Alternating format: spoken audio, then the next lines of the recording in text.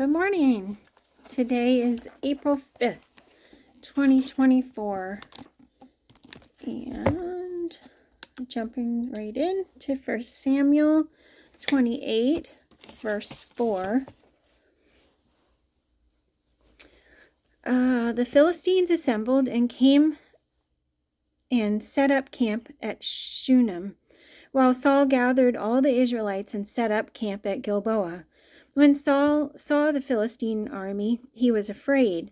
Terror filled his heart.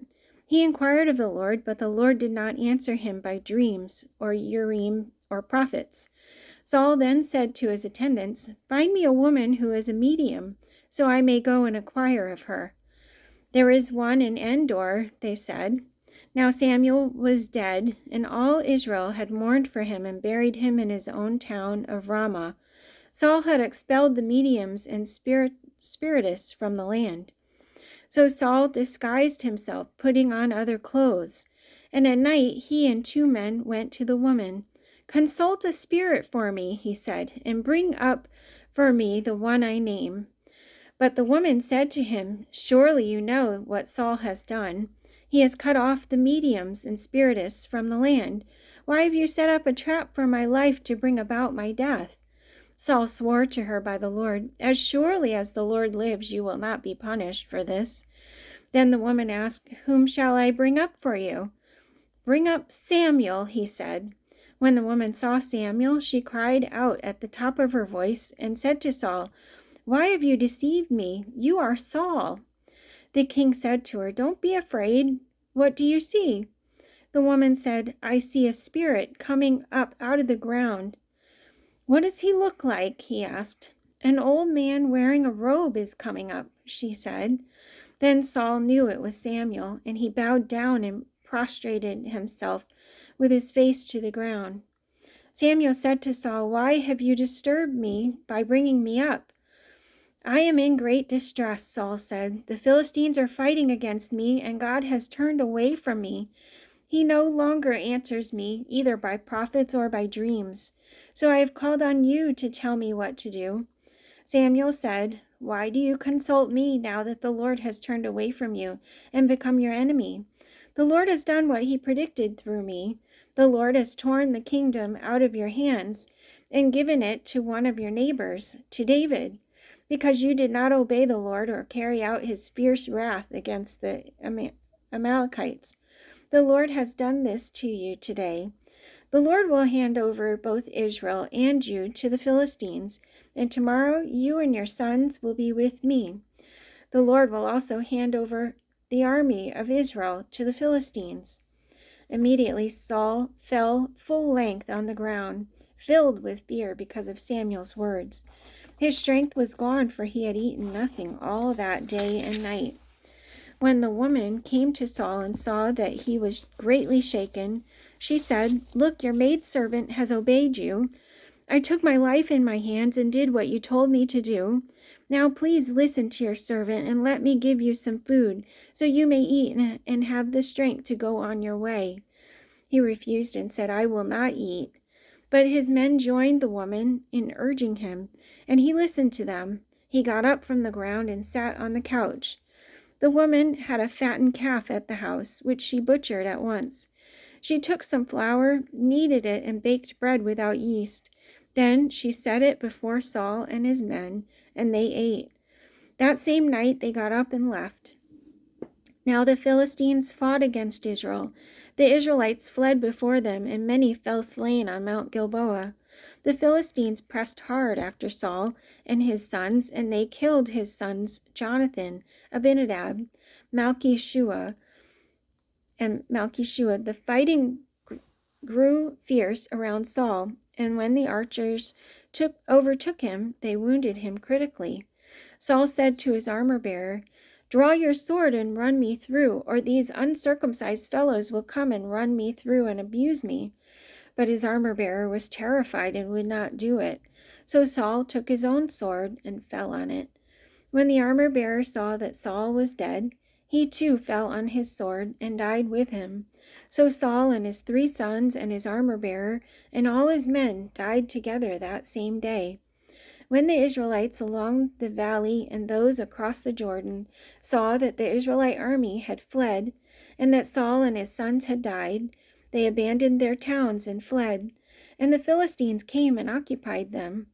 The next day, when the Philistines came to strip the dead, they found Saul and his 3 sons fallen on Mount Gilboa. They cut off his head and stripped off his armor, and they sent messengers throughout the land of the Philistines to proclaim the news of the temple of their idols and among their people. They put his armor in the temple of the Ashtoreths and fastened his body to the wall of Bethshan. When the people of Jabesh Gilead heard of what the Philistines had done to Saul, all their valiant men journeyed through the night to Bethshan. They took down the bodies of Saul and his sons from the wall of Bethshan and went to Jabesh, where they burned them. Then they took their bones and buried them under a tamarisk tree at Jabesh, and they fasted 7 days. Saul died because he was unfaithful to the Lord. He did not keep the word of the Lord, and even consulted a medium for guidance, and did not inquire of the Lord. So the Lord put him to death, and turned the kingdom over to David, son of Jesse. Jonathan, son of Saul, had a son who was lame in both feet. He was 5 years old when the news about Saul and Jonathan came from Jezreel. His nurse picked him up and fled, but as she hurried to leave, he fell and became crippled. His name was Mephibosheth. After the death of Saul, David returned from defeating the Amalekites and stayed in Ziklag 2 days. On the 3rd day, a man arrived from Saul's camp, with his clothes torn and with dust on his head. When he came to David, he fell to the ground to pay him honor. "Where have you come from?" David asked him. He answered, "I have escaped from the Israelite camp." "What happened?" David asked. "Tell me." He said, "The men fled from the battle. Many of them fell and died, and Saul and his son Jonathan are dead." Then David said to the young man who brought him the report, "How do you know that Saul and his son Jonathan are dead?" "I happened to be on Mount Gilboa," the young man said, "and there was Saul leaning on his spear with the chariots and riders almost upon him. When he turned around and saw me, he called out to me, and I said, 'What can I do?' He asked me, 'Who are you?' 'An Amalekite,' I answered. Then he said to me, 'Stand over me and kill me. I am in the throes of death, but I am still alive.' So I stood over him and killed him, because I knew that after he had fallen, he could not survive. And I took the crown that was on his head and the band on his arm, and have brought them here to my lord." Then David and all the men with him took hold of their clothes and tore them. They mourned and wept and fasted till evening for Saul and his son Jonathan, and for the army of the Lord and the house of Israel, because they had fallen by the sword. David said to the young man who brought him the report, "Where are you from?" I am the son of an alien, an Amalekite," he answered. David asked him, "Why were you not afraid to lift your hand to destroy the Lord's anointed?" Then David called one of his men and said, "Go strike him down." So he struck him down, and he died. For David had said to him, "Your blood be on your own head. Your own mouth testified against you when you said, 'I killed the Lord's anointed.'" David took up this lament concerning Saul and his son Jonathan, and ordered that the men of Judah be taught this lament of the bow.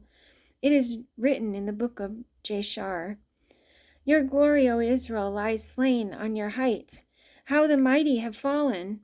Tell it not in Gath, proclaim it not in the streets of Ashkelon, lest the daughters of the Philistines be glad, lest the daughters of the uncircumcised rejoice. O mountains of Gilboa, may you have neither dew nor rain, nor fields that yield offerings of grain.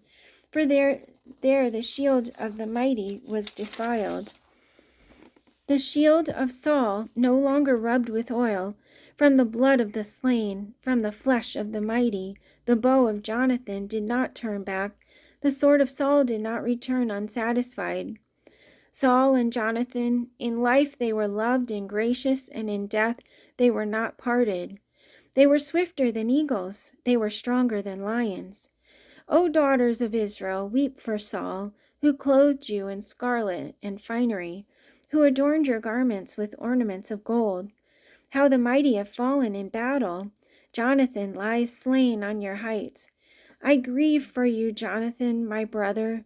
You were very dear to me. Your love for me was wonderful, more wonderful than that of women. How the mighty have fallen, the weapons of war have perished. And that's it for today. Sad. See you tomorrow. Have a great day.